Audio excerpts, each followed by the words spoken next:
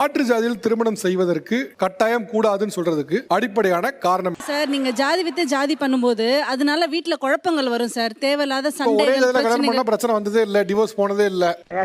இப்படி குண்டக்க மண்டக்க பேசினா ஒரு மனுஷன் என்னதாப்பா பண்ண முடியும்பா?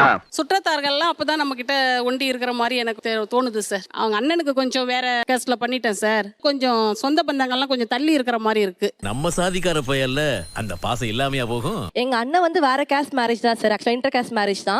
அதனால சொந்தக்காரங்க எல்லாம் தள்ளி இருக்காங்கன்னு சொல்றாங்க. சொந்தக்காரங்க யாரும் வந்து எங்க அண்ணன் வீட்டை பாத்துக்கல, எங்க வீட்டை பாத்துக்கல. நான் சம்பாதிக்கிறேன், எங்க அண்ணன் சம்பாதிக்கிறேன், நான் எங்க வீட்டை பாத்துக்கிறேன். அப்படி கேள்றாயா சல்லா குட்டி. அவங்க இன்னொரு விஷயம் சொல்றாங்க, எங்க அண்ணனுக்கு வந்து இன்டர் கேஸ்ட் மேரேஜ் வந்து அக்செப்ட் பண்ணிக்கிட்டாங்க. ஏன்னா அந்த பொண்ணு நம்ம வீட்டுக்கு வந்து வாழ போற பொண்ணு, சோ அதை அக்செப்ட் பண்ணிக்கலாம். இப்போ நான் அதே கொஸ்டின் எங்க அம்மா கிட்ட கேட்டேன்னா, நான் இன்டர் கேஸ்ட் மேரேஜ் பண்ணிக்கிறேன், இல்ல நான் வேற ஒரு பையன் மேரேஜ் பண்ணிக்கிறேன்னா, இல்ல நீ பண்ணக்கூடாது, நீ வந்து பொண்ணு, நீ வந்து இன்னொரு வீட்டுக்கு போய் வாழ போற, சோ நீ அப்படி பண்ணக்கூடாது அப்படி சொல்றாங்க.